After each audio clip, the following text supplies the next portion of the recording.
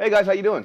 This week, like most week, was very dull, but I actually got to hang out with somebody who I have not hung out in a very, very long time. Actually, it wasn't just one person, it was two people, and they actually come together as a package because they are a married couple. Now, if you guys don't know who this is, she is an amazing musician on YouTube. When she opens her eyes yet again, crimson skies. Yes, it was Clara Chung and her husband, Dan Fisher.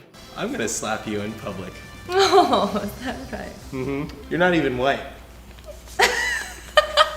I actually got to know Dan before I got to know Clara because Dan, when he first came here from Seattle, I actually housed him in my place when he didn't have a place to live. And Dan, to most people's surprise, even though you look at him, you may think that he's a white boy. He's actually half Korean, half white. He just happens to, you know, the Korean side just got the shit beaten out of him. Oh, shit.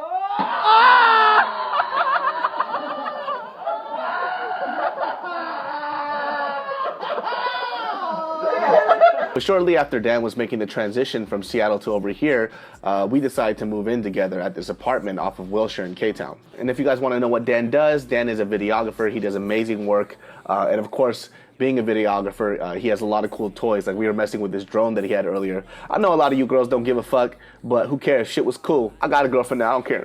She don't think it's cool either, but whatever. You with me now. You stuck forever, biatch. But we all decided to meet up and have dinner at this Korean barbecue joint called Stone Grill. It's one of my favorite all-you-can-eat places. They have a crap ton of meat selections. It always tastes super bomb. And on top of that, they got shabu shabu on the side. And yes, that's also all you can eat, motherfucker. Korean barbecue is like one of those quintessential things that you always do with your Korean friends. If you have a Korean friend and they didn't take you yet, that means they really don't like you. Look at this shit. This motherfucker look like the Hamburglar. You should realize that a lot of the friends that I have are just as weird as I am, or maybe even a little more odd. Weird is definitely cool with me, but sometimes she's an oddball. Like, I look into her eyes and I see a couple of gumballs just floating about. Just do it. No! Tell me why you deserve one thing from me right now. Got you. No!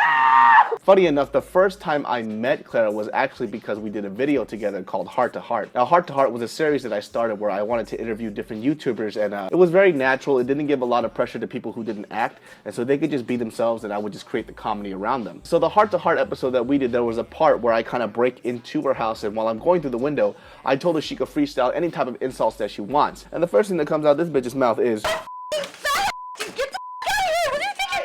I was so taken aback, I said, what? I just met you, how you gonna call me fat? But you know, when you come out with insults like that and you can laugh about it, that's like definitely a friendship that you want to keep. Fucking bitch.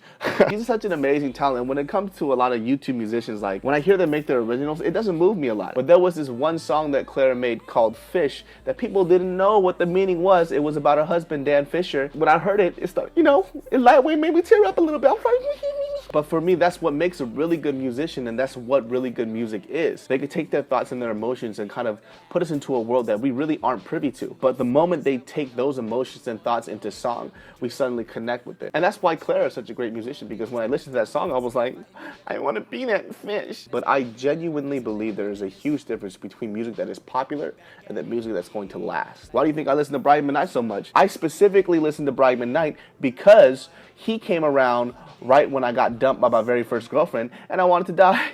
Do I ever cross your mind anytime? But it was great hanging out with the old crew because, man, like, it's amazing how much things have changed in 1 year. Dan and Ed actually met me when I was broke as shit. Like the apartment that I lived in, my room just had a bed, a utility shelf, this desk I got at Walmart, and my computer that I was editing off of, and that's about it. Dan and Ed have stuck around me since I was a nobody, and I was like 40 pounds heavier than I was now, so, you know, you stuck with me for life, bitch.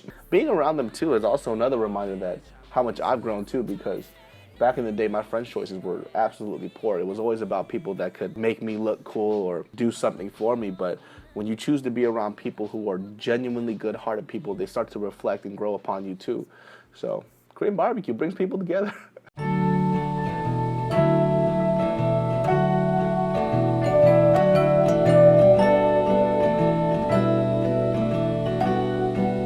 So this is it. My search is over.